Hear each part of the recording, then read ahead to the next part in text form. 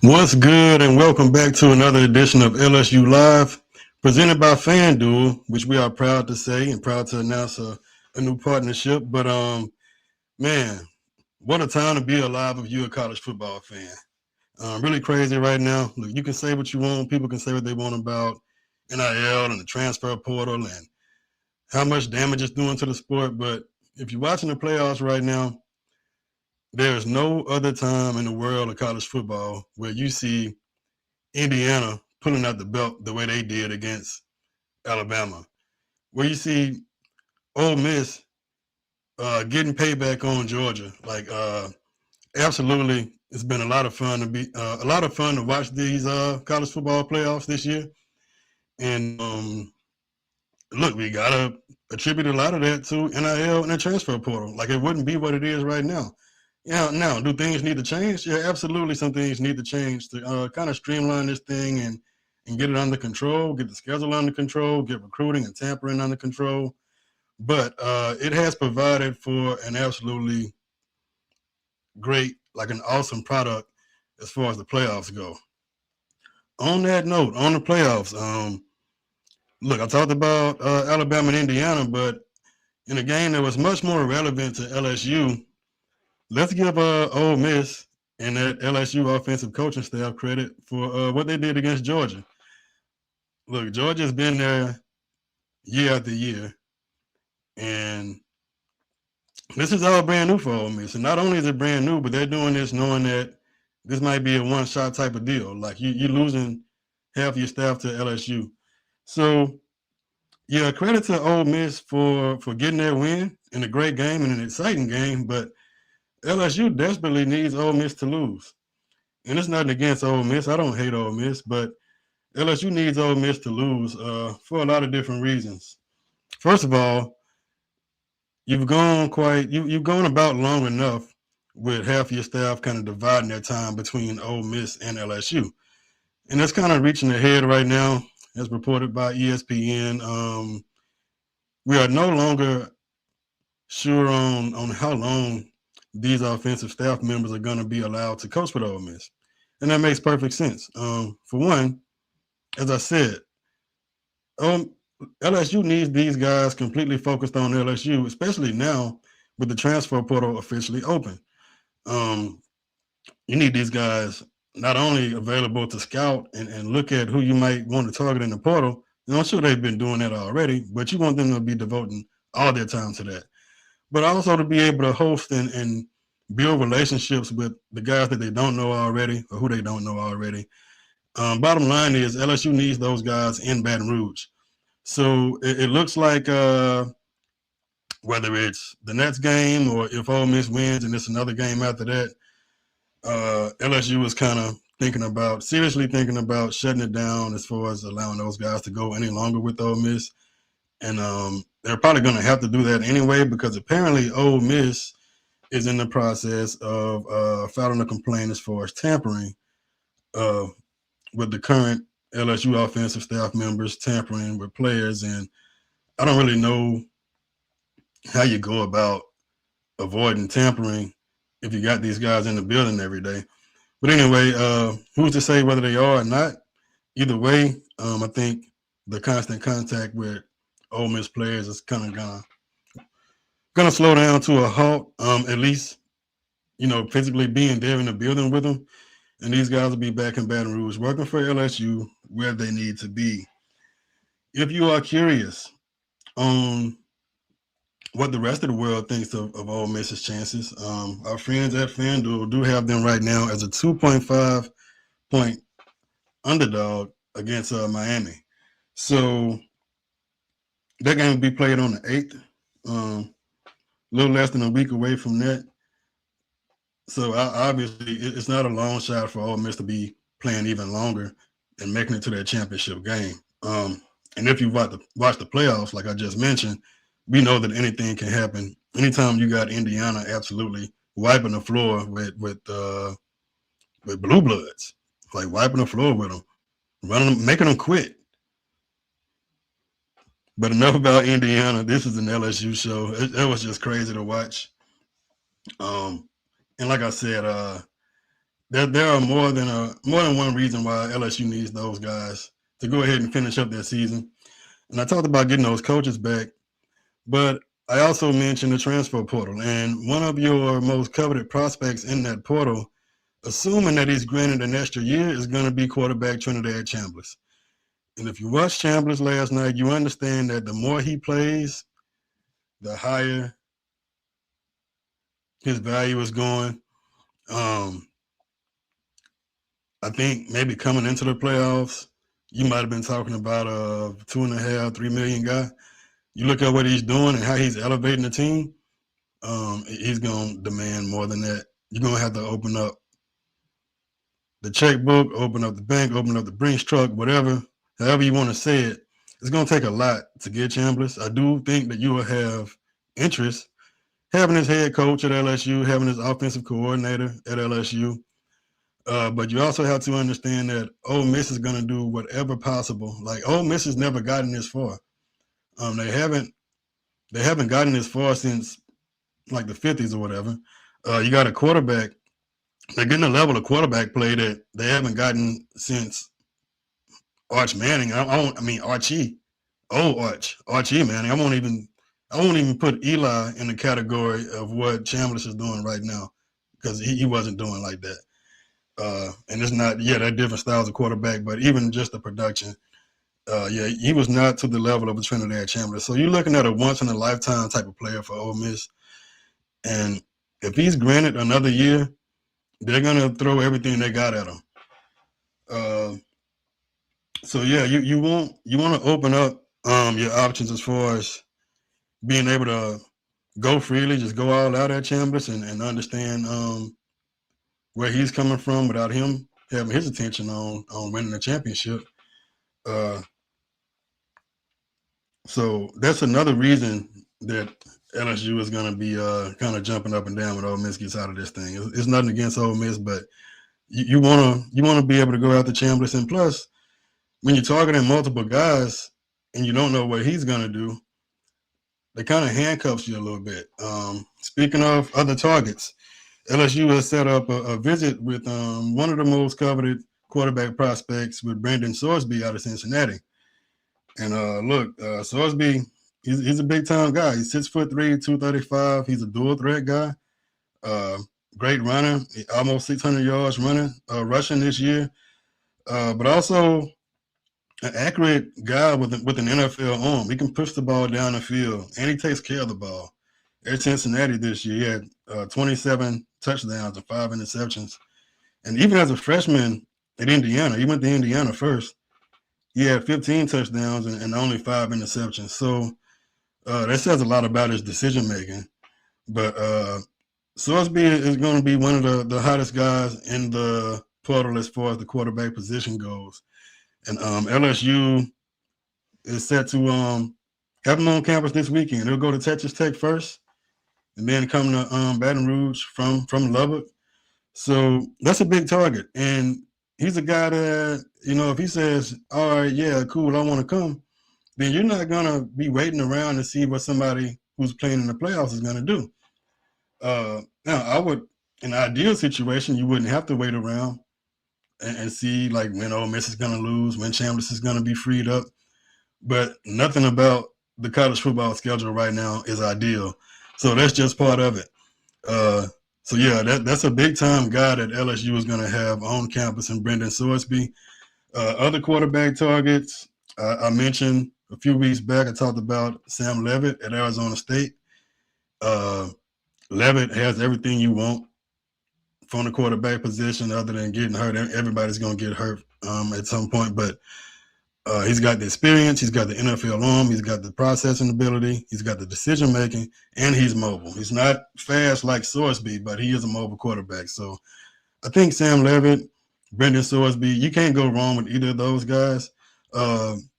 Your ultimate guy at the top of their wish list right now, in my book, is Trinidad. But we'll see how it plays out. I mean, we don't even, Sorsby coming to visit, but we don't know how soon he plans on making a decision. And we don't know, he might go and visit other schools. So we'll see how it plays out. Also, I want to mention in that Sam Levitt situation, you could also maybe go after a package deal with that. You know, you need multiple offensive linemen. So Arizona State also has an offensive tackle that has been starting for every game for the past 2 years, and Atkins, who will be in the portal. But we'll get to the O-line later. I want to talk about more quarterbacks because that's where it all starts. The better you are at quarterback, the less dependent you are on the O-line. Yeah, you got to have a good O-line regardless. At the least serviceable O-line, but we've seen many cases where quarterback can make an offensive line look better than what it really is, or he can just pretty much make up the gap in talent from them with what he can do as far as being a playmaker. So we talked about Levitt, we talked about Chambliss, we talked about Brendan Sorsby, but LSU is absolutely going to go after more than one quarterback. So if you get a guy like Sorsby, you know you're not going to get a guy like Chambliss. You're not going to get two big-time guys like that, but you're going to need a backup regardless. And a couple guys I thought about and haven't read or seen of any connection with them to LSU, but you know you're going to have at least two guys in this portal, and I think a couple names to watch out for is Jaden Davis, a guy out of Michigan, former four-star guy, was only a sophomore, got multiple years left. He could be open to coming to a place where he won't start. Now, does it make sense to leave Michigan because you're not going to start and come somewhere else where you're not going to start? No, it doesn't make sense. But we've seen Lane Kiffin pull off stuff like this before.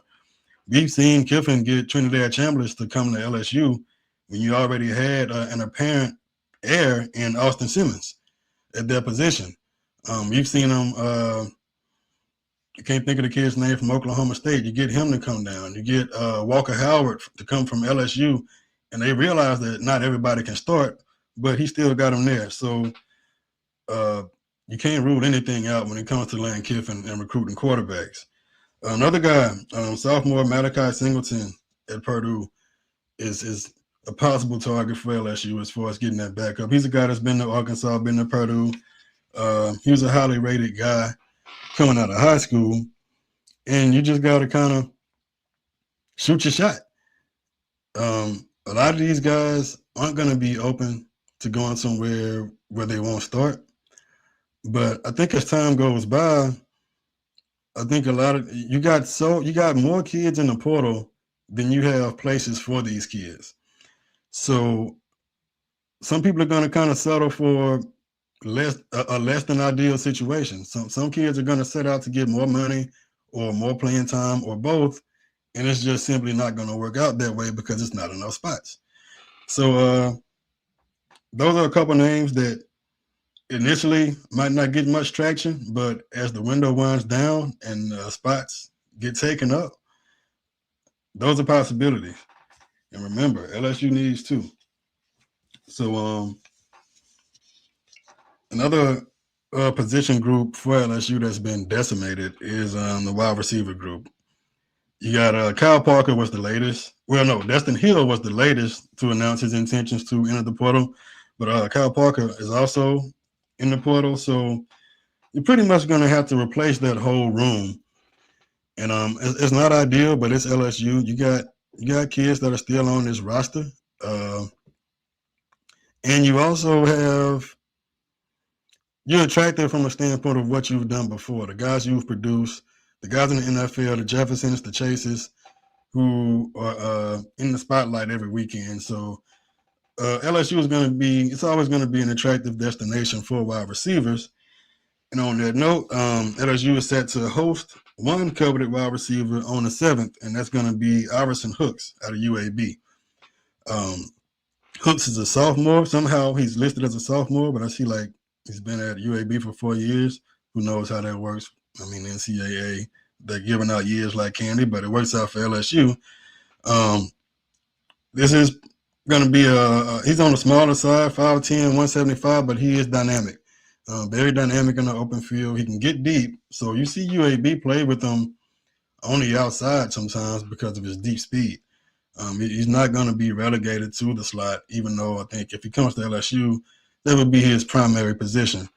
So yeah, he'll be one of the more highly sought after wide receivers in the portal, and LSU is set to host him on the 7th.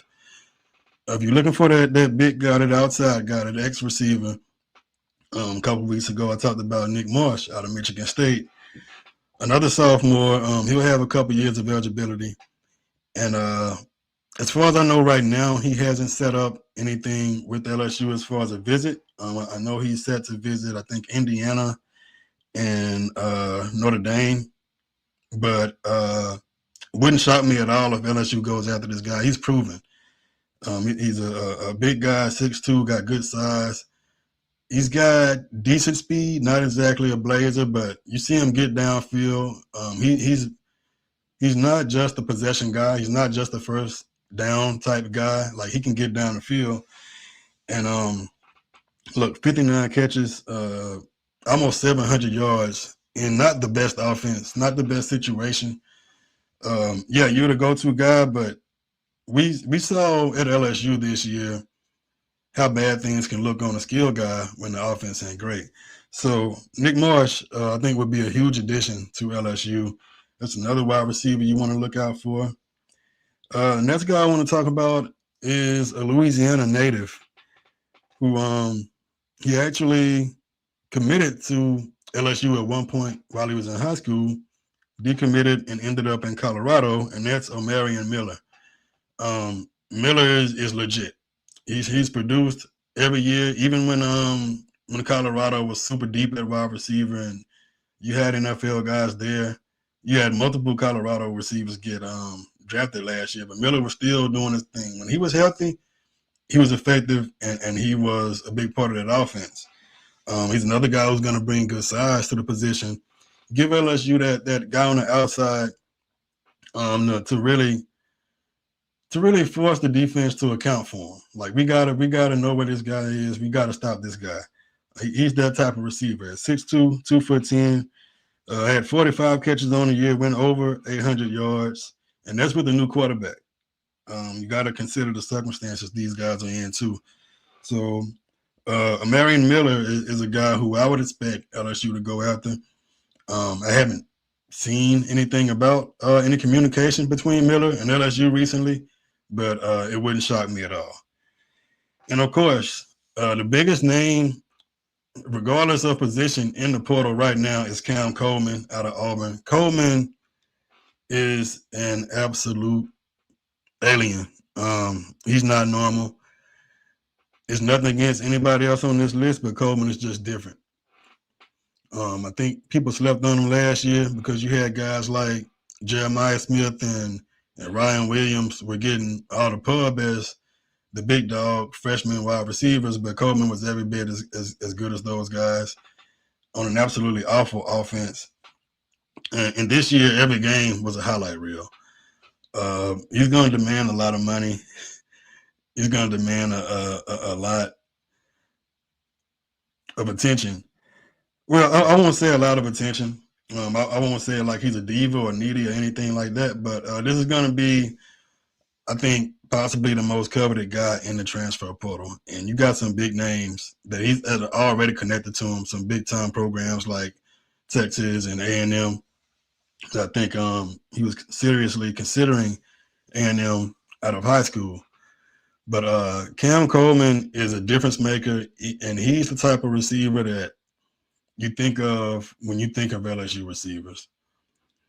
When you think of a Chase, when you think of a first-round guy, and you think of a Dwayne Bowe, to take it back, but athletically, he profiles differently than a guy like Bowe. He's more freakish, like a Chase. It's not, they don't play a similar game, but the athleticism is absolutely freakish. The leaping ability, the speed, the acrobatic catches, the way he can track the ball.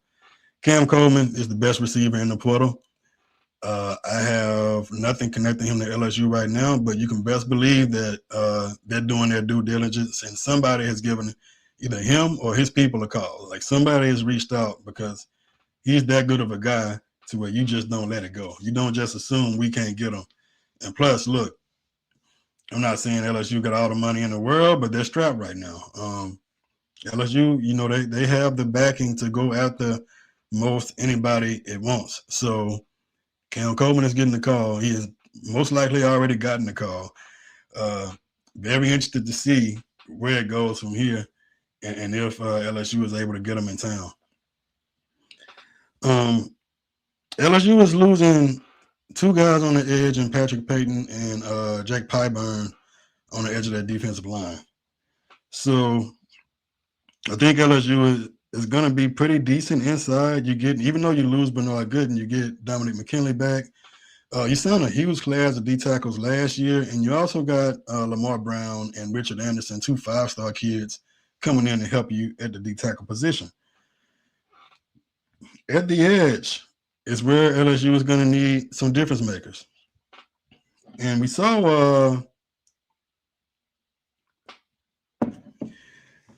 in the Miami game, and it's been other teams too, but Miami just stands out because of how dominant those edge guys are. What a difference it can make when you have dominant guys on the edge of that defensive line. And that's what LSU was lacking. LSU was still able to generate pressure. They didn't get the sacks that you really want from a defense. And you didn't get not just the sacks, but containing the quarterbacks. A lot of people talk about Blake Baker and his lack of an ability to stop or slow down the more athletic quarterbacks. Well, you got to have the personnel too. And LSU lost contain. They weren't disciplined. Bottom line is you need some help on that edge, and you can't just have guys. You got to have dominant guys to do what Miami is doing and neutralizing an offense like in Ohio State. On the edge, you got Chaz Coleman out of Penn State, and I think he'll probably be one of the most sought after guys at that position. He's only a freshman. Didn't do much this year, but he's a former 5-star guy, 6'4", 240. He looks the part. Physically, he has everything you need. You've yet to see it translate, but that's a guy that I think LSU is going to go after. It gives you multiple years of eligibility to help you at that position.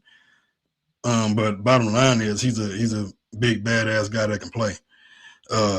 Jaden Woods out of Florida. Jaden Woods is another edge who is in the transfer portal. And when I mention these guys, these aren't guys who I'm saying are leaning to LSU or I have inside information on. These are guys who it just makes sense for LSU to target and go after and see what you can do to get them on campus because you need that help and you have the resources to get them. So those are just a couple of guys. I won't spend too much time on any one position because LSU needs a lot of help. And one of the most important positions, which we saw this year, turned out to be a huge downfall for LSU, is the offensive line. LSU is going to have to replace almost that entire offensive line other than Braylon Moore at center. So a couple of offensive linemen you can look at. Like I said, Josh Atkins over at Arizona State. He's a left tackle. Started every game in the last 2 years. He's not going to be like a first-day draft pick type of guy, but he's a solid guy. He's a reliable guy, and he's experienced. And he's definitely a step up from what LSU had at the left tackle position this past year, especially considering the availability of Tyree Adams, who was out due to some injuries. So Atkins is going to be one option on the O-line. This will be a familiar name for y'all. Lance Hurd out of Tennessee, another tackle. Hurd came to LSU for a year. I don't know which way he's leaning right now, but athletically, he definitely profiles. He's a starting level guy. He's better than good enough to start. He was a third-team All-SEC guy at tackle. So who knows if he's open to coming back or if – you got a new regime, so it's going to be no hard feelings on him leaving. This is a completely new staff. Nobody on that Lane Kiffin staff is going to care that Lance Hurd left and went to Tennessee. Out of Boston College, you got offensive lineman and Eric Daugherty. Daugherty is one of the more respected guys in the transfer portal right now. I think 247 Sports has him as the top ranked interior offensive lineman right now, but he's also 6'3", 305. So that's not very big for an offensive lineman. Especially on the interior. LSU had a lot of problems moving guys. LSU had a lot of problems pushing guys off the ball, resetting their line of scrimmage, particularly on running plays. So that's just something to think about. I'm not saying it can't be effective. You've seen smaller guys than that be effective as an interior offensive lineman. That's just something to think about. So that's another possibility for LSU on the offensive line. And if you want to go in conference, you got another tackle in the portal from Auburn and Xavier Chaplin. And, Chaplin is 6'7", 348, the complete opposite of what I just mentioned as far as a slightly undersized guy. He's out on the edge, 6'7", 348, and at that size, you got somebody with a mean streak who can move somebody. Like, you want to be able to get a guy who can put his hands on somebody and move them, create some space. There are times in the game where all the guesswork goes out, all the trickery goes out, all the scheme goes out, and it's about moving men. Who can move a man? So I look at a guy like Xavier Chaplin, and I say, come on down if I'm LSU. So LSU will need they'll need more than offensive linemen. They'll need more than quarterbacks. They'll need more than wide receivers. But look, we got a lot of time left. This portal is going to go into the 15th. And we'll have more time to talk about who LSU is going to target and more time to talk about who LSU is going to get out of that portal. One position that I feel better about right now is the linebacker position, with Whit Weeks recently saying that he's coming back. Tyler Singleton, I was impressed with how he looked, especially in passing situations in the bowl game. And Devon Keys ended his year on a high note. So he's continuing to be on an upward trajectory. Yeah, he's been here a couple of years, but he's still getting better. Big thing for me is that edge position. I think you're going to be fine at defensive tackle. I would be good with LSU going after more proven guys at D tackle. I think LSU has some guys who will develop into very effective, disruptive defensive tackles. But last year you went and got Gooden, and he was impactful. He was your best defensive tackle on the team. So I'm always good with going and getting a proven guy. If somebody develops behind him and takes his place, then great. It worked out. You don't lose anything from that. I mean, that's just good on you for scouting the guy and developing him. It's like we got a comment. H-Town Creole says, I hope they get Kern to come back. Yeah, man. Let me put this up here. Yeah, that would be awesome if you could get Kern to come back. Unfortunately, I just don't think we're going to see it. I think there was a reason that Kern went in. So as the season wrapped up, I think you had some guys, and this is just me thinking, this is me speculating. I think LSU had some guys who this new staff wanted to keep. And I think that, and I'm talking on the line right now, and I think the staff also had some guys that they were fine with letting them go, or maybe even not even being fine with it, like pushing them out. Hey, all right, go ahead. You might want to find somewhere to go because you're not going to play here. Carius Kern is most definitely one of those guys who they want to keep. So I would think that some conversations were had.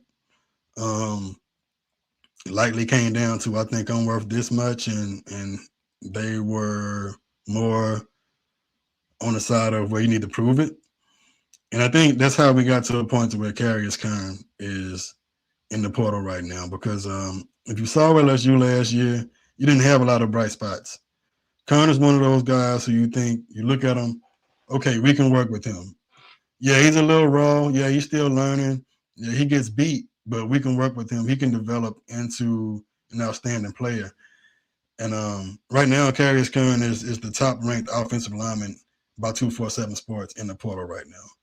So I think their price is up there, and I think the staff was thinking, their price might be above a point to where we want to invest in a guy who isn't proven yet. So yeah, I would love for Kern to come back, but I just don't see it. Another one, H-Town Creole. Linebackers would be straight. Charles Ross can take over the start. Great point. And as I was getting to that later, my next segment of the show was going to talk about guys who are coming back. We talked about guys LSU is losing, but you got some very important guys, some impactful guys who are coming back. And Charles Ross is a guy, a super athletic guy out of the Houston area who I mentioned last week. He might not be a Harold Perkins, but he's gonna be that athletic freak of the defense. He's a track guy at linebacker. And look, if you're running a 10 anything in track, then that's blazing.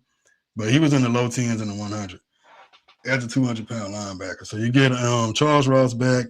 He'll likely play a lot of star, him or either CJ Jim Corley will play that star role that Harold Perkins was in. Very versatile guy.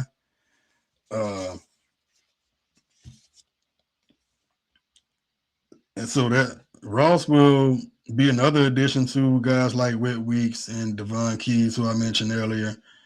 Another guy who was huge for LSU to get back is Deshaun Spears, especially considering that you're losing an All-American safety in A.J. Halsey. Spears came in as a freshman in 2024. He was a 4-star guy, top 10 safety, and he struggled at times. And, of course, that whole defense struggled at times in 2024. It was a big step up from 2023, but it still wasn't a great defense. So coming in as a true freshman, he took his lumps, and he didn't have quite as many opportunities this year with a guy like A.J. Halsey and Cooley at safety. But when he played, he was ready to play. He knew where he was supposed to be. Very effective from a coverage standpoint, and better against the run than he was as a freshman. But he was super efficient. 2 picks in 10 snaps against Florida. That tells you the kind of guy that Spears is, the kind of playmaker he is. So that was absolutely huge to get him back. It's even bigger getting him back now that you get a guy like Joel Rogers in the portal, who I was kind of looking forward to see what he could do. Sophomore out of West Feliciana, but he's tired of waiting to play and he's moving. I can't knock him for it. So good luck to Joel Rogers, but you're getting thinner at that safety spot. So that was absolutely huge to get Deshaun Spears coming back. Now you get him back with a guy like Cooley, who will also be back. At corner, LSU is set. You get Pickett back. You get Woodland back. These are all guys who have announced that they will be back. So you don't have to worry about them. You get 2 days from now and you hear about Jakeem Jackson in the portal. Now he's announced he's coming back. Aiden Anding, freshman cornerback in that 2025 class. And you get Michael Turner back, who came to LSU, was recruited as a wide receiver, and I think has some very intriguing tools from a length and speed standpoint. So I'm glad to see him come back and continue to develop under Corey Raymond. I think he can play. You can only play so many guys at a time. So by him coming to LSU for 2 years and not getting much PT, it's not a knock on him. When you got a guy like PJ Woodland coming in and just taking over jobs, and everybody knew what was expected from DJ Pickett, and he didn't. He lived up to the expectations. So you said at cornerback. Spoke earlier about the D tackle position. You're gonna get Dominic McKinley back. So these are all huge announcements. And look, I'm gonna say it. I'm gonna sound like the old guy. I get it. It's a new day and age, but people announcing that they're coming back. But it's always good to hear that you're coming back. But to me, it's crazy that we've reached this point in college football to where you have players announcing that they are re-signed. This is NFL Junior. This is the NFL Light. You announcing that you've re-signed. You got guys who didn't even play who are announcing that they're coming back. But look, I'm not gonna knock them. It's crazy to me. That's nuts. So those are some key guys that LSU will have coming back, and it's very important that you get those guys back because of the guys that you're going to lose. I talked about that offensive line position, and you lose Ori Williams, Paul Mabenga, Cohen Nichols, DJ Chester, Carius Kern. Um, those guys obviously had their ups and downs. Those guys looked absolutely terrible at times, but you got a lot of young guys mixed in right here. You got a lot of guys who I think could look a lot different under a different staff. So, bottom line is, you never want to replace the whole offensive line. You can replace a running back. You can lose a running back and get a guy who come in. I mean, it's one guy. He's gonna come in and run the ball. He doesn't depend on anybody but the offensive line. Offensive linemen depend on each other as far as chemistry, as far as understanding the guy next to me, playing as a unit. That's one reason I think LSU was so bad. You had a constant revolving door, guys coming in and out, trying to find that right combination when continuity is so important on the offensive line. So it's not ideal for LSU to have to replace the whole line, but it is what it is, and this is the year that this is the day and age of the transfer portal, and you just got to deal with it. LSU is going to have one of the highest paid staffs in America, and they're just going to have to deal with it. It's part of it. It's where the game is right now. You got to make the most of it. And come August, come week 1, nobody's going to care what you have to do in the offseason. Could not care less. Nobody's going to care. So, LSU's going to have to attack the portal hard and get some guys, but not only get some quality guys on the O-line, but you're going to have to make the most of this time in the spring to try to build a cohesive unit with an all-new set of guys. Speaking of an all-new group, at the wide receiver spot, you're losing Kyle Parker, Destin Hill, Jelani Watkins, and Kylan Billiot. You knew you were losing guys like Chris Hilton and Barrion Brown, Aaron Anderson. So that's almost a whole new room. It's pretty much a whole new room. The Kyle Parker situation, it came so late. You would think that if he was set on leaving, that he would have made his mind up and announced earlier. I could be wrong on that, but I think maybe it could be similar to a Deshaun Spears situation where you jump in the portal, you see what you're worth. It could be a bargaining chip to get more. I don't know. Whatever it is, I would love to see Kyle Parker come back as one of your only proven guys. And plus, he was finally getting a chance to blossom. You saw his performance in that bowl game. And that's just a small taste of what I think Kyle Parker can do for an offense. So imagine what he did and imagine what he showed in limited opportunity. If he was under an actual offensive staff, like a better offensive staff, like picture what he did and think about him under in a Lane Kiffin offense with guys who have a feel for calling plays, or guys who have a feel for calling one play to set up another, a guy who gets a coach who gets the most out of his talent level. I would love to see Kyle Parker back in that offense, but we'll see. We'll see. Totally agree. Spears' body is developing. He will end up as one of the best to play at LSU. Look, physically, and thanks for the comment, Shaystown Creole. Appreciate your support. But yeah, physically, Spears has everything you want. He has the size. This year, he showed that willingness to come up and run support, and he has the coverage ability that's so important in this day and age with everybody spreading you out. So, yeah, that was, again, I can't say enough about how big it was to get Spears back. And the Colorado receiver from Vivian is signing. That's O'Marion Miller from up there in Caddo Parish, or is that the DeSoto Parish? Either Northwest Louisiana, wherever he's from. Look, I hope what you heard is right, because O'Marion Miller doesn't have to show me. He has nothing to prove for me. I've seen enough of him. I'm impressed. I know the dude can play, and would love to see him to come on home and do like Boosie said and put on their yellow jersey. Come on home, man. LSU needs you. But it's an exciting time right now. January 2nd through the 15th, you got the transfer portal. Every show will be absolutely loaded.